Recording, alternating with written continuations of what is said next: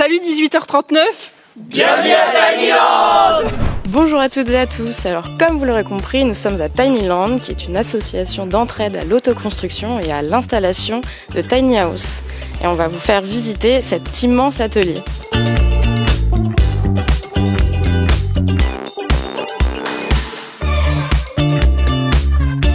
Tout a commencé à travers le chantier de Nathalie, qui se trouvait au hangar du Sud. Donc du coup, ça a été la première autoconstructrice à Tinyland. En fait, Tinyland n'existait pas vraiment à ce moment-là. Et elle a voulu se faire aider à travers son chantier, où elle a invité d'autres personnes à venir sur son chantier participatif. Et d'autres personnes se sont dit « Ah mais moi aussi, en fait, j'ai envie de construire ma tiny ici, c'est génial. C'est l'endroit idéal pour que je puisse venir construire. » Donc petit à petit, il y a eu une personne, après il y en a eu deux, après il y en a eu trois. Et c'est comme ça que ça s'est développé. Et du coup, il y a eu l'association qui a été créée. Mais déjà avant, il y avait au moins une dizaine, voire peut-être une quinzaine de Tiny qui étaient sortis de Tinyland avant la création de l'association. Et maintenant, il y en a encore beaucoup. Je pense que maintenant, on est bien à une trentaine de Tiny qui sont sortis de ce hangar. Alors Tinyland a grossi au fur et à mesure des années. Aujourd'hui, on a 9 emplacements et on est 11 personnes parce qu'il y a 2 couples. Et chaque emplacement, c'est 100 mètres carrés.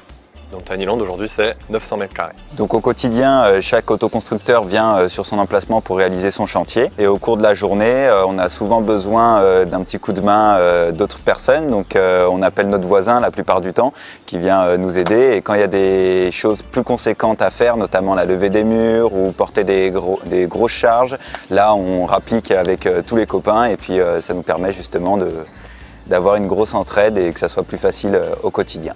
Alors là, je suis avec Eva et Quentin. Bonjour. Donc, on est devant votre tiny house. Est-ce que vous pouvez m'expliquer pourquoi vous avez voulu construire une tiny ? En fait, l'idée de base, c'était premièrement économiquement le fait de pouvoir créer notre habitat en fait à moindre frais.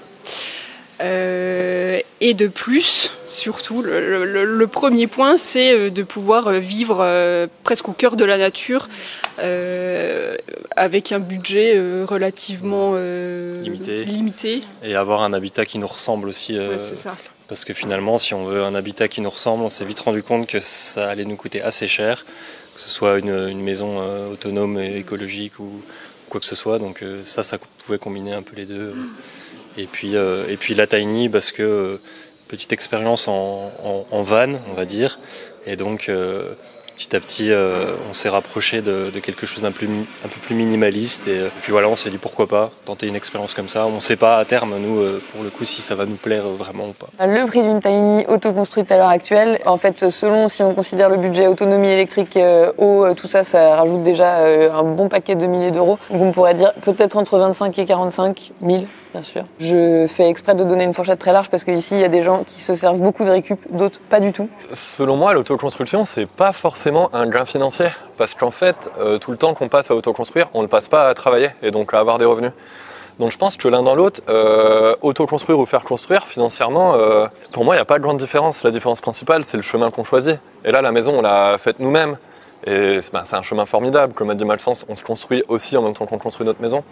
Et qui plus est, si plus tard il y a un souci sur la maison, et ben comme c'est nous qui l'avons construite, en théorie, on peut le réparer aussi. Donc Tinyland, c'est vrai que c'est une association, on peut y accéder même si on n'a aucune compétence en bricolage.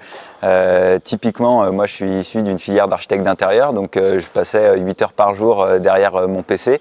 Donc voilà, pour avoir fixé 2-3 étagères et fait 2-3 petits trucs dans ma vie, on va dire que construire une maison, c'était pas dans mes cordes. Tinyland, c'est vraiment des gens qui viennent autoconstruire chacun sa maison sur roue avec de l'entraide, mais c'est pas l'asso qui propose des prestations d'accompagnement à l'autoconstruction, en fait, c'est vraiment des chantiers en autonomie. Et le deuxième volet, c'est favoriser l'installation, essayer de faire évoluer le cadre légal autour de l'habitat léger, donc autour des tiny, mais en fait autour de l'habitat léger en général, parce que pour nous, on fait plus partie de la solution que du problème en termes d'avenir et notamment en termes législatifs, c'est très clair puisqu'il y a des lois qui parlent d'arrêter d'artificialiser les sols en France à l'horizon 2040 et en fait la tiny c'est un habitat qui n'a pas d'impact au sol, qui est mobile et donc quand on s'en va, il n'y a plus de traces de notre passage. Concernant l'ambiance du lieu et tout ça, par exemple, rien qu'hier soir, on a fait une soirée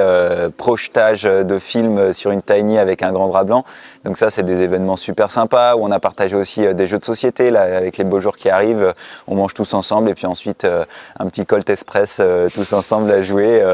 Voilà, c'est des bonnes parties de plaisir et ça nous permet justement de décompresser un peu du chantier et de se retrouver en dehors des discussions tiny parce que je pense que 50% de nos sujets de discussion, c'est de la tiny. Donc, on a du mal à décrocher des fois, mais ça. On y arrive. On y arrive. Alors là, je suis avec Lise, on est dans sa tiny et qui est pas mal avancée. Ça fait combien de temps que tu construis ta tiny ? J'ai démarré le 1er novembre, bon, avec en amont toute la partie plan, dessin, commande, tout ça. Et là, j'attaque enfin l'intérieur, donc je suis trop contente parce que j'ai hâte de faire les meubles. Et normalement, je déménage de Tinyland fin juillet, donc il va falloir que je booste un peu. Et est-ce que tu peux nous faire visiter un peu ta tiny ? Ouais. Alors, je sais pas par où commencer, mais donc là, quand on rentre, du coup, ici, il y aura un canapé, du coup, qui fera un L comme ça, qui sera dépliable pour faire un lit double. Et au-dessus de vous, il y aura donc un filet pour faire un coin un peu plus salon. Et du coup, là, il y aura donc là, il y a mon petit poêle qui est avec donc son petit four. Donc ah oui, il y a un four carrément dans le poêle. Il y a un petit four au-dessus, trop mignon, j'adore. Et ensuite, là, du coup, il y aura la cuisine avec un L, les plaques de gaz et puis un évier qui sera par ici. De l'autre côté, je pense que ça, c'est pas encore vraiment défini, mais qu'il y aura un petit plan de travail un peu profond, quoi, pour garder un peu d'espace.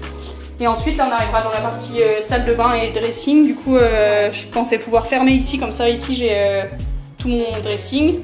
Ouais. Et de l'autre côté, du coup, la salle de bain avec la douche et les toilettes qui se rangent dans la boîte, en fait, qui est là. Les toilettes, comment ça, les toilettes se rangent dans la boîte ? Ils se glissent dessous. Comme ça, je garde l'espace pour me changer dans la salle de bain et ça me fait une petite salle de bain. Okay.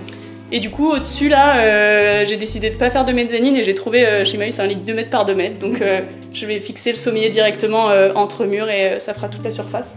Et là, du coup, il y aura un petit escalier qui monte là-haut, puis un petit peu de rangement au fond.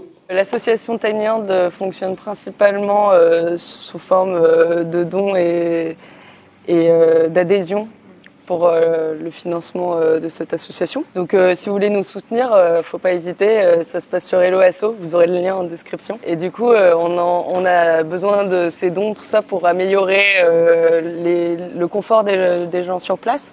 Donc par exemple, avoir plus de sécurité, avoir des échafaudages sécures, aux normes, avoir des escabeaux en commun. Enfin, le but, c'est d'investir un peu dans du matériel et que les gens soient de mieux en mieux au chantier. La plupart des personnes arrivent ici sans avoir encore de lieu pour poser la tiny. Et j'en ai fait partie.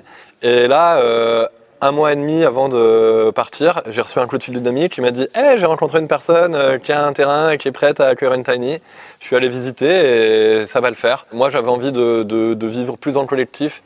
Mais je me dis que ça pourra venir dans un second temps. Déjà, me retrouver un peu dans mon cocon. Et puis, on verra comment ça évolue. Mais bien sûr qu'avec les copains, il y a une envie un terrain, hein. Il y a une envie de vivre ensemble qui s'est mis en place aussi, d'avoir expérimenté la vie ici, la vie à plusieurs. Fais une annonce pour un lieu collectif. Si vous avez un grand terrain dans la Drôme, on est chaud. Pour accueillir 15 tiny, qu'on vive tous ensemble. On est cool, on est jeunes, on a du dynamisme.